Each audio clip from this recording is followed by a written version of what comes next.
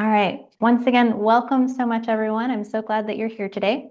My name is Meredith Pelbrine. I am the Career Engagement Specialist for the Humanities Division. So I put on events like this. I do career advising and other kinds of career support for humanities students. I'm going to invite our special guest today to please introduce herself, and then I'll give you the agenda. Hi, my name is Mikaila Kruse. I currently serve as Chief of Staff to Mayor Patricia Lock Dawson. She is the mayor of Riverside, California. And I am a graduate of UC Santa Cruz. I majored in history and political science, and I graduated back in 2015. Fantastic. Thank you so much, Michaela. We're so glad that you're with us today. Folks, to give just a quick overview of the plan for today, we have some planned questions that Michaela and I will go through together. That'll be the first portion, about the first 45 minutes or so. And then for the last 15 minutes, we will turn things to you so that you have a chance to ask your questions, whatever things that we don't get to that you want to hear about. So if questions come up, you're welcome to drop them into the chat, but I may not see them during our conversation, but we'll certainly turn to them at the end, or you can just hold on to them and ask them live when we get to the end there. We will be doing the raffle that I dropped into the chat. We'll do that raffle at the very end as well. And I think with that, we will go ahead and get started. So to start us off, Michaela, could you first please just briefly describe your career trajectory for us from your undergraduate education to what you're doing now? So once I graduated from UC Santa Cruz, I moved back home, which is Corona, California for me. And I struggled to find a job. I was delivering pizzas. I was substitute teaching. I interned for a congressman. I was volunteering with Planned Parenthood. And after it took a while, but after about 2 years, I got some paid work working during the 2016 election. I worked as a voter registration organizer, and then I worked on a state assembly campaign. And then from there, was again had to go back to, I guess, work that wasn't aligned with my college degree. But eventually I applied to work for a state senator's office, and he represents this area that I'm from, Riverside, California. And I started off as an office assistant over the course of about 7 years. I rose through his office from office assistant to field representative. And then once I got my master's in public policy, I asked him if I could go to Sacramento to work on legislation, and he said yes. And so I packed up my bags, moved to Sacramento, and lived there for about 3 years as working as a legislative aide, and then ended as being his legislative director up there in the Capitol. And then he was about to term out last year in 2024. We have term limits for state legislators. So he was terming out. He was going to run for county supervisor. And so I was kind of rethinking, do I want to stay in Sacramento? Do I want to move somewhere else? Do I want to try something else? And the mayor of Riverside actually had this position open up. And we had worked together on a couple different projects. And so she recruited me. She asked me to come be her chief of staff. And after having a conversation with her and also the amount of money she was willing to pay me, it was hard to say no to that opportunity, and also hard to say no to moving back home and getting to reconnect with my community. Fantastic. Wonderful. Thank you so much, Michaela. I'm going to be asking you later about that kind of decision process to switch into the direction that you're in now. So I'm eager to hear a little bit more about that. But first, I want to take a step back and ask you what first drew you to government work and to public service work to begin with? I'm curious, did you know when you began your undergraduate education, did you know that that was the direction that you wanted to go? No, actually. So I started off, I believe I was a bio major, and started to take some of those classes and realized that that wasn't something that aligned with me that I wanted to do. And I even recall a tough conversation with my dad where he felt that I just needed to tough it out a little bit, maybe. And because he wanted to really see me pursue the sciences, but it wasn't something that felt like an alignment with me or speaking to me. And I was taking a bunch of different classes. So I actually had a poli-sci class that I really liked. And I think it helped me reflect also on my own life. My parents are public school teachers. My grandmother was an immigration advocate. So I drawed on those experiences to inform what I cared about and what I was passionate about. and that was community work, translating people's issues and concerns in their day-to-day life into action, into change. I saw that this came up again after I graduated. I was substitute teaching. I thought about becoming a teacher for a bit, and I realized what I encountered on the day-to-day with students, wasn't just their issues with learning, right? Typically what they brought into the classroom was the issues facing their entire family, right? Did they have enough food to eat? Did their parents have jobs? Did they live in a safe neighborhood? And it was those bigger challenges, public policy challenges that they were reckoning with on a daily basis that I was called to, that I felt interested in inspecting and changing. And so that kind of led me even more so into that area of public service and government. Fantastic. So it sounds like already kind of coming into your undergraduate experience, you had some sense of wanting to do public interest kind of work, wanting to do like impact work, but you didn't have a sense yet of where that would go. And then kind of your education experience, and then after was a series of maybe narrowing into closer and closer to what you wanted. Am I hearing you well? Absolutely. Fantastic. What specific, if you were to identify some particular classes or activities from your time at UC Santa Cruz that prepared you especially well for your career as you kind of look back now on what you learned and the things that you've done over the course of your career, what comes to mind as especially good preparation? Initially, what comes to mind is I did the UCDC program and I interned with a US Senator in Washington, D.C. for that time. And so getting the opportunity to do work in an actual office and see, I think we critique government and policy from the outside, filtered through how we hear it in the news or filtered kind of how we analyze it later in a classroom. But to see how it's digested, thought about, analyzed in kind of real time through a legislator's office is a different experience. And so I would encourage folks to try to get that real experience, right? Whether it be working on a campaign or working for a legislator's office or working for a community group, right? I worked for Planned Parenthood for a little bit. Just do a cause that you care about, and particularly in the advocacy realm, so you hopefully get some exposure to kind of how the sausage is made, right? Like, what does it take to, we care about this thing, we want this type of change in policy, and how that idea gets formulated into actual action. And the other things I think about for my undergrad career is just the actual practice of taking in a lot of information, thinking about it critically, and then communicating it in a different way to whoever your prospective audience is, right? So are you doing, deep analytical work where you're, analyzing 15 different sources to come up with a 30-page paper for your senior capstone, right? Or are you trying to do an assignment where maybe you're doing 6 sources and you're trying to do a one-pager of not only summarize it, but why should I care? Why does it matter, right? So I see that in my everyday work. I work for folks that are super busy. They want me to tell me why it matters, why they should care, and what they should do about it in 2 minutes, right? So I think you get that practice in undergrad, right? Of being able to digest and identify what's truly important about something. Mm-hmm.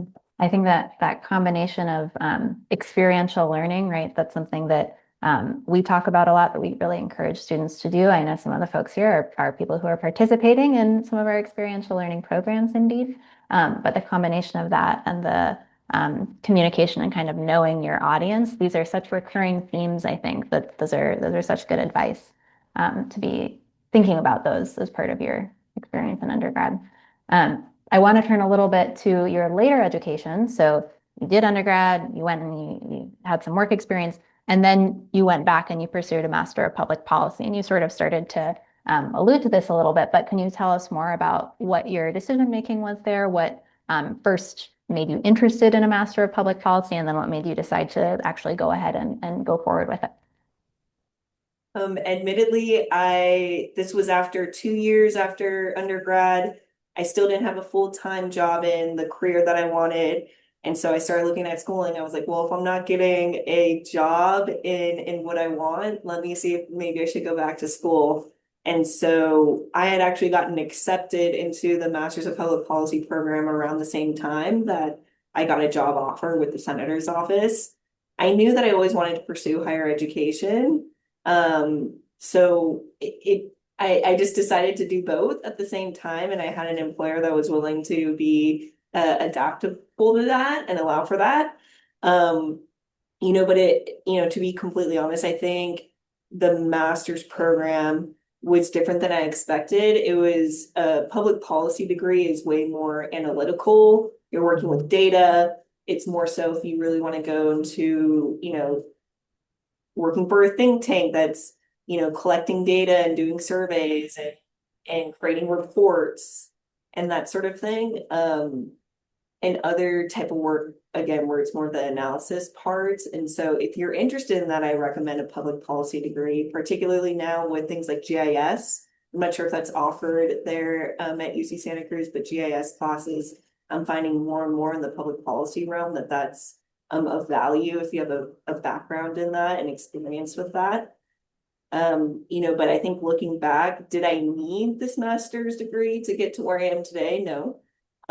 Does it sometimes help? Yes. I think having that practice of doing analytical work serves me in my position, and it will serve me later.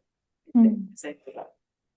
Do you think that since you had this really interesting like dual path, right, of simultaneously like working while you're doing your degree, I have two follow-up questions from them. One is, did you feel like specifically in your Master of Public Policy program that going through that program helped shape where you did want to go next in your career? Or do you feel like that was primarily informed by your work experience, or perhaps it's a combination that's kind of hard to unpick? I think my work experience informed it more. And actually it was, I think my work experience informed my academic experience, right?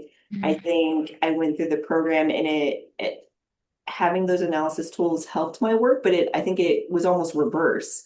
My work experience, I'm sitting in classrooms with a bunch of academics and I tell them, this is great, but how are you going to actually turn this into the change you're talking about? How are we going to get from point A? I love that you did a report and you gave me 13 policy recommendations. Half of them I can look at right now and tell you, yeah, that's probably not going to happen, or it needs money, or it needs this, or it needs that. And so I think it honed in for me what it is about policy and my skills. Um, that have made me successful and that I want to pursue, right? I think going through school helped me realize, oh, I don't really have a knack for the deep data analytical stuff. I don't really want to get into that. So it helped me kind of, yeah, I guess be more specific in where I wanted to go next with my career. That makes a lot of sense.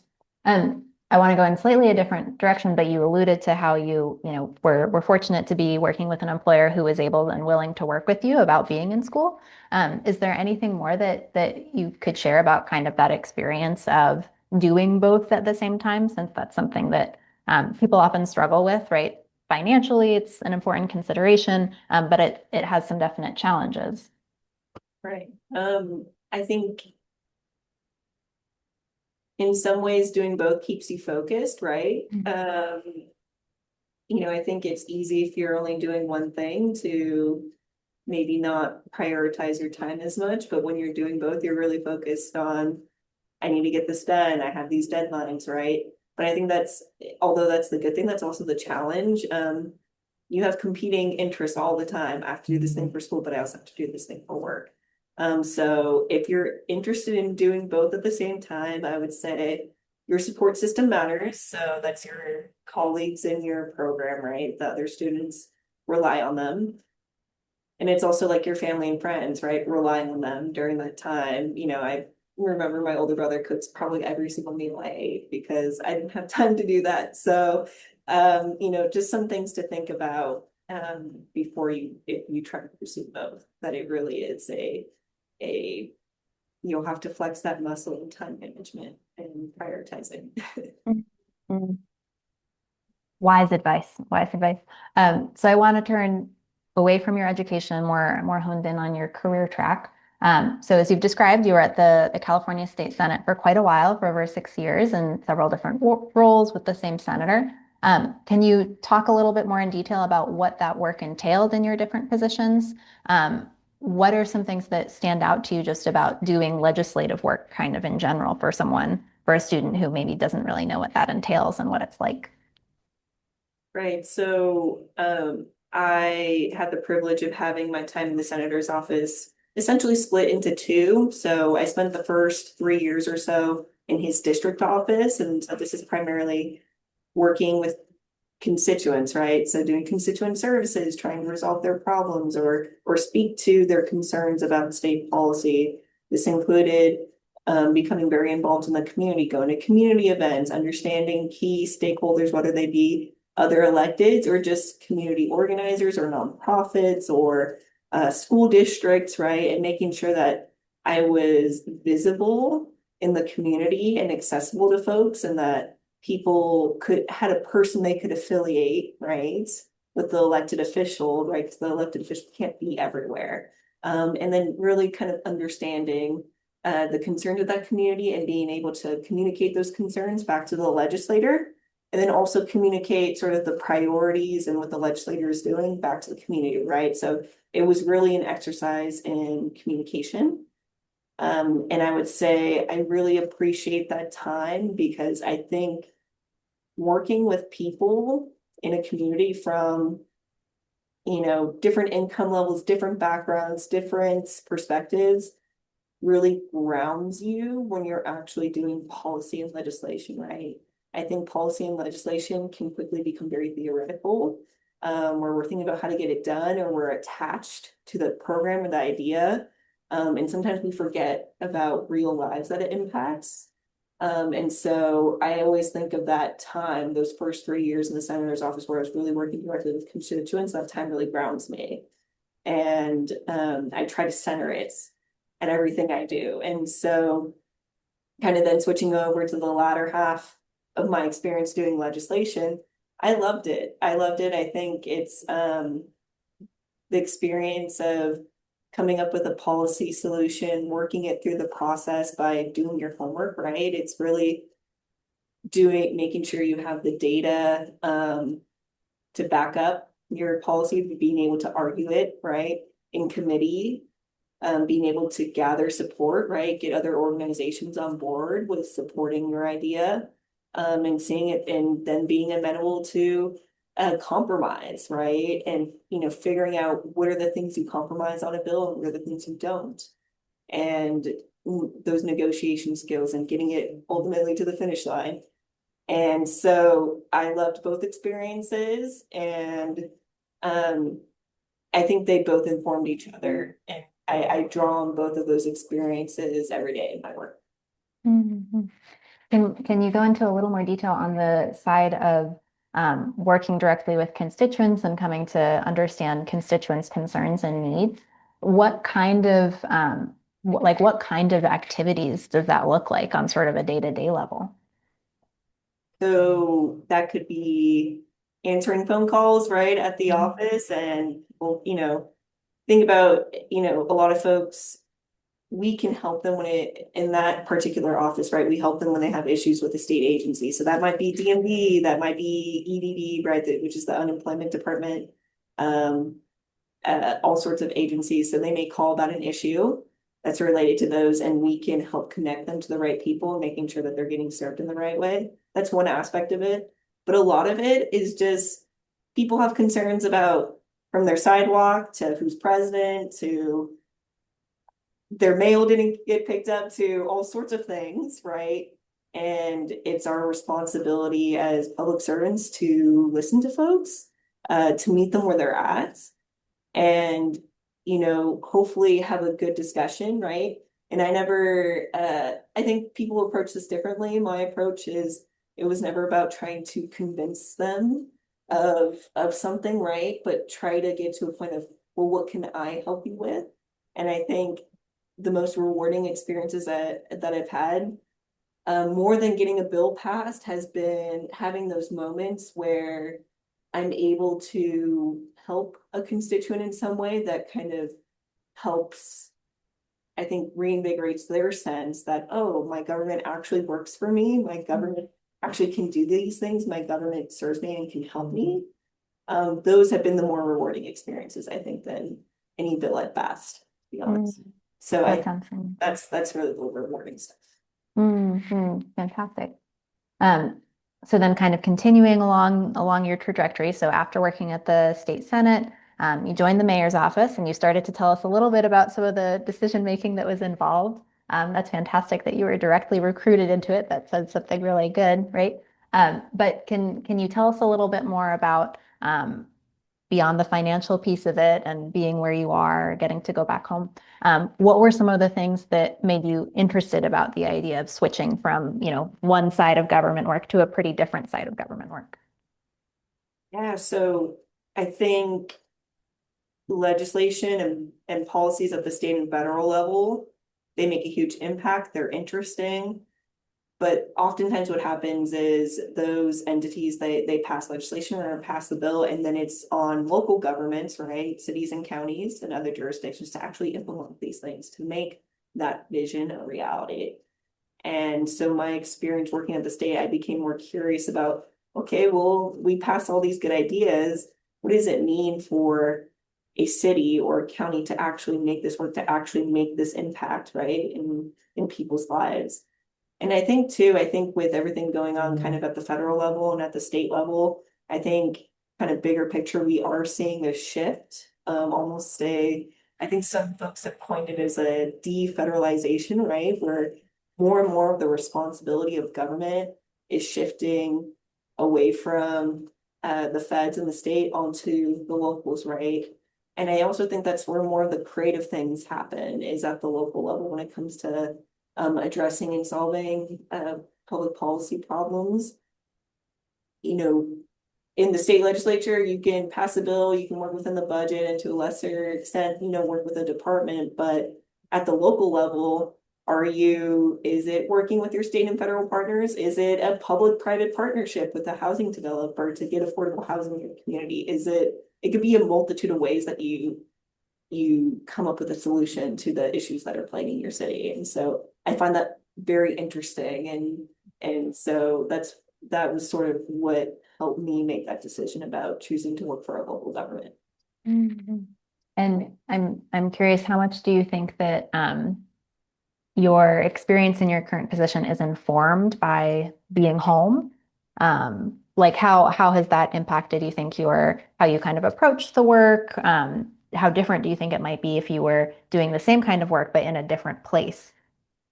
I love that question. So I actually would say I felt a lot of this when I was in Sacramento because I worked for a legislator that represented the area that I was from.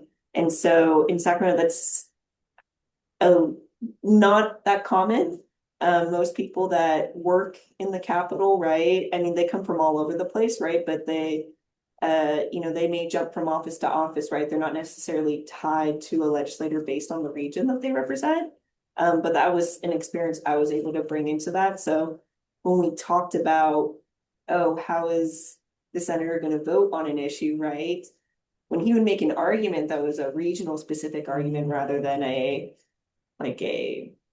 political one, I guess. I had context for that. I knew those people in the community that he was talking about. I knew that community perspective. And I think that carries on to working in the mayor's office, right? It's a different experience to the people that you're serving are the people you see at the grocery store every day, right? The people that you're working with are the people that live in your own community. You're more invested in it and you're there is more of a shared sense of we're all fighting towards the same goal, right? The other partners that you work with at this level, we're all trying to get resources for our region. We're all trying to row in the same direction essentially. And so it is a different experience. It's a lot less partisan. It's more kind of I guess get stuff done sort of attitude versus kind of in other areas of government where I think there's a lot more political considerations. Mhm. That makes a lot of sense. And I think you've just hit on one there, but are there any other things that you would identify as kind of key differences between the legislative work and the work inside a mayor's office? Things that stand out as like some of the things that you found most rewarding about one or the other that might be different? Um, I mean, at the state level, right? I mean, you get to do a bill and it impacts, over 30 million people. I mean, just that's, you know, the gravity of that cannot be lost. And also the coolness of that gravity cannot be lost, right? Um, you're thinking of these bills that are going to impact tons of people and that in itself is motivation and it is really cool. But I think at the local level, because I guess that was the other part, I think of when I think of bills that I worked on in the state legislature, some of the things I'm most proud about are actually the things that didn't get passed because politics are things, right? There's a lot of work that you do that you don't see the outcomes of. But at the local level, you're involved in sort of the process for the most part from point A to Z. And you get to see the outcomes of the work. And that's really exciting. But it's not bills, like I said, it's more building relationships, um, working on projects. It's more project based, right? And being creative about how you get there. Mm.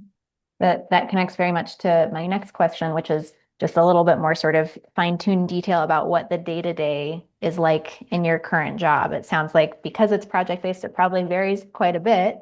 But could you sort of paint us a picture for what a typical or good example of a day might look like? And I will add, I think it also is different because working at a chief of staff level versus an advisor level is very different. And so I've found that it's a good thing and I don't want to say a bad thing, it's just different. I don't have as much like ownership over a certain project, right? So I'm more in a management position where certain needs of the day or projects that are a priority for the mayor, I kind of pass those off essentially to other staffers. So a lot of my day to day is kind of managing people, making sure that they're furthering along if they get stuck, helping them think through how they might get through the place that they're stuck. And to be a little bit more specific, because you're asking about projects, for example, my mayor is getting a lot more involved in state advocacy. She chairs this group called the Big City Mayors Coalition, which is the 13 mayors, I'm sorry, the mayors of the 13 largest cities in California. And so I get to work on those advocacy efforts. And so my time in the state legislature helps inform that. And so that's an example of an ongoing project, I would suppose. And then she's gotten more involved in trying to recruit foreign direct investment into the city. And so that's another thing that we're working on. Um, and her environmental work, she serves on California Air Resources Board, Air Quality Management District. And so trying to take away from those boards and positions she's has to try to inform what we do at the city and then vice versa, what the city is experiencing in those spaces and help it inform her votes on those boards. Mm, very cool. Um, I think you started to answer some piece of this in talking about, just the nature of being in a management role. And you were speaking to this in some of your earlier positions, but what of your skills do you think you draw on most in your current role? I think it's communication, knowing your audience, being able to analyze a problem. So I would say, analyzing a problem is also trying to understand, well, why does this problem exist? Really trying to look at it four-dimensional in every single way, a problem. Because I think oftentimes there's a desire to get to a solution quickly, but the solution you come up with quickest isn't always the best one. So I would say, and I think that's informed a little bit by my master's in public policy experience, but also in my experience working with constituents, right? It's understanding that a problem isn't, your first perspective on a problem is often one faceted, right? So you want to look in a bunch of different places for different perspectives and different understandings of it. And that will help inform your solution. And so I think that's an important skill and practice. And then, as I kind of alluded to earlier, taking a lot of information, dwindling it down, communicating it to an audience is also very important. Um, and then I think also being compelling. So, me and my boss talk about this a lot, right? So, a lot of my practice and work is briefing her on certain issues. So that's the communication point. But, sometimes we say, it's not enough to be informed. I need to be convinced. And so I think it's also practicing um, those skills, right? Like how do you make a compelling argument? How do you convince someone of something? And so I think about those skills a lot as well. And then I think just normal relationship building. It's important to build relationships with people, understand their needs, be honest and transparent. And that's something that's a skill that's, developed through time. Usually when I talk to a lot of undergrads or people, networking is scary. I totally get it. That's not exactly my favorite thing to do either. But I think like anything else, it's a skill and you practice it.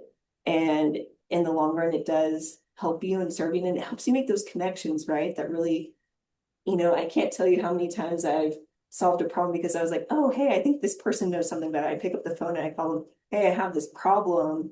Do you know anything about this? And they're able to inform my understanding, or maybe they even have a solution to the problem coming to them with.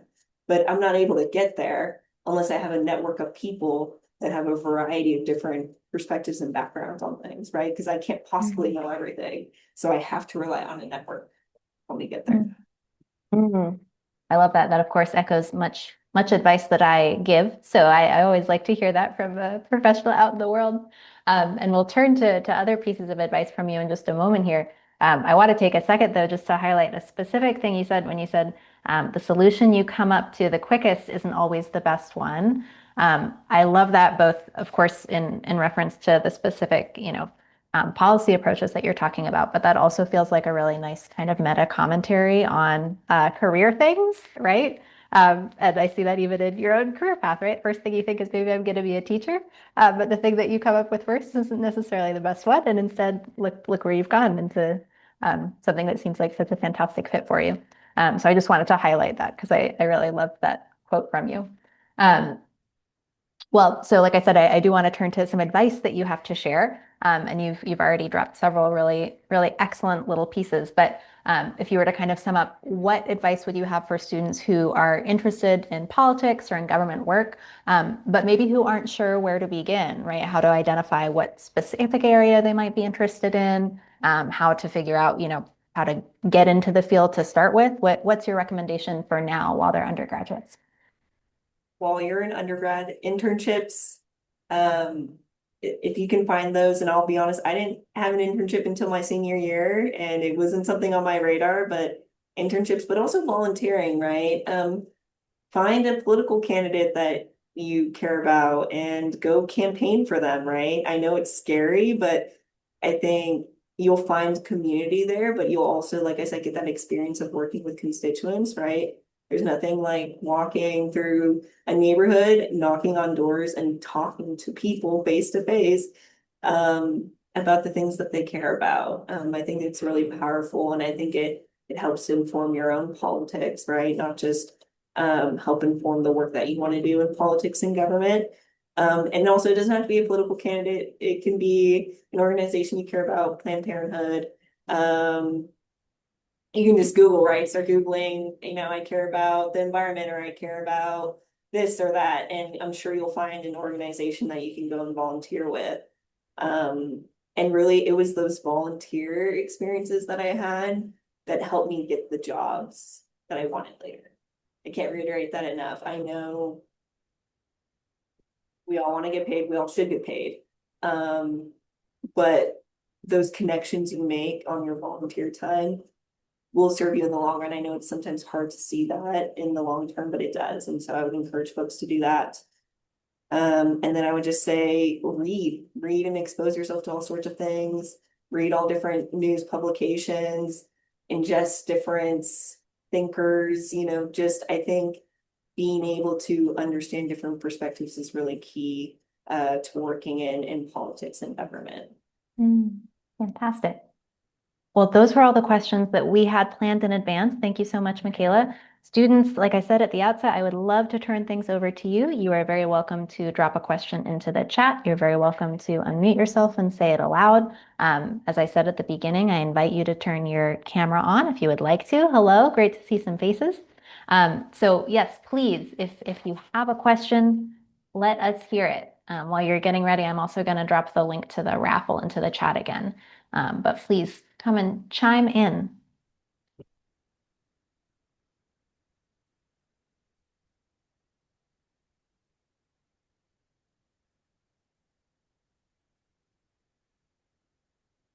And something I'll add, Meredith, on the networking is I'd also encourage folks, go on LinkedIn, find the people that have the jobs that you want, and just send them a message and say, hey, I'd love, I see you're doing this job. I'd love to see how I'd love to hear how you got there. Can you spare 30 minutes? I'd love to grab coffee and better understand your career trajectory. And some people will say no, and that's okay, but a lot of them will say yes.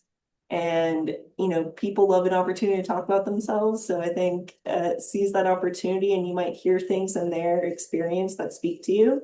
But also, it's a good opportunity to make a relationship with someone, and they might think about you later, right? You may have a discussion and you express an interest that you have, and they're like, oh, actually, my colleague needs an intern or something like that. So I think also think of more organic ways that you can make connections in the field that you want that aren't always going to be kind of posted on a job board, right?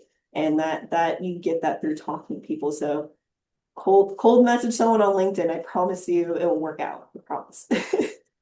I'm so glad that you said that, Mikaila. And let me also just note that I think without exaggeration, and probably 9/10 of the job talks I do, at some point the person I'm speaking to says some version of like, yeah, cold message people because often they'll say yes. And so that really I think should say something that so many professionals like share that advice and it's really very true. Um, and as you say, Mikaila, people tend to like to talk about themselves and people tend to like to help, especially someone who's interested in what they're interested in. So yeah, just very much want to echo that excellent advice. And on that note, come chat with us. Come in with your questions. What questions does anyone have?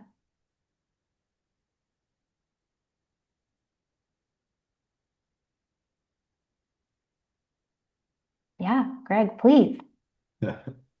Hi, Mikaila. It's great to see you again. See you, Professor.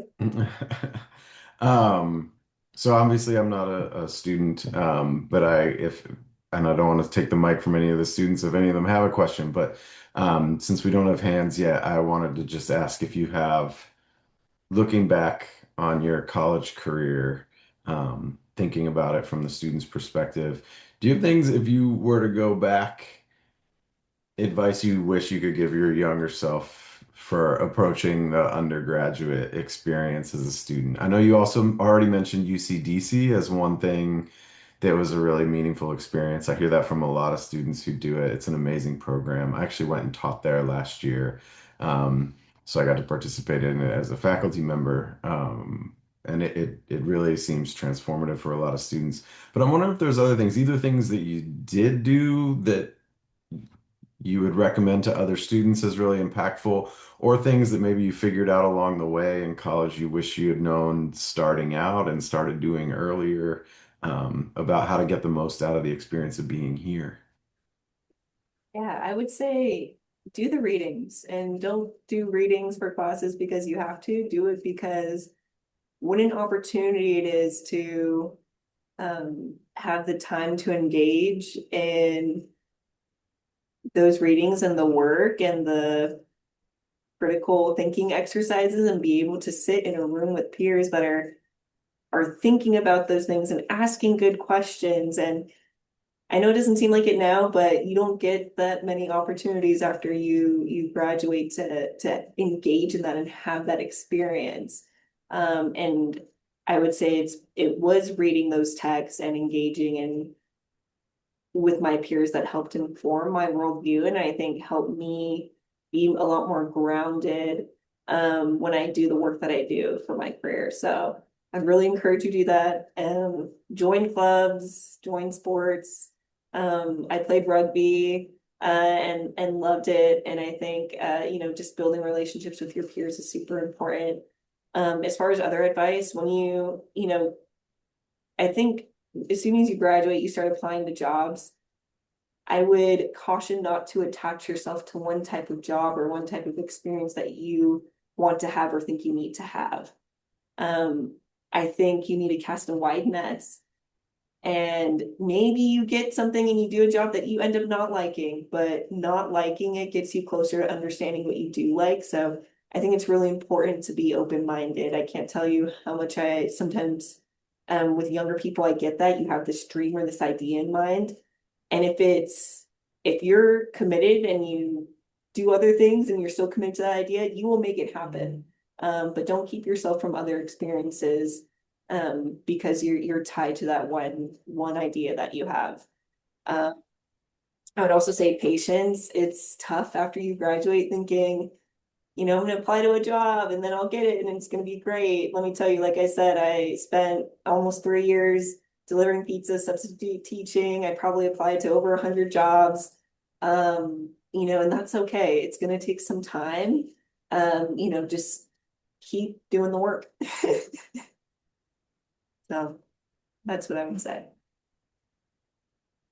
I love that piece also about apologies that the light, I don't know how much the lighting is visibly changing for you all, but my lights keep turning off and on. So I apologize if it's distracting. But the piece about if you think you have this idea of what you want to try, you try it and it's not for you, like it's all gathering good data, right? I love that. I think that that's really important. Any other questions?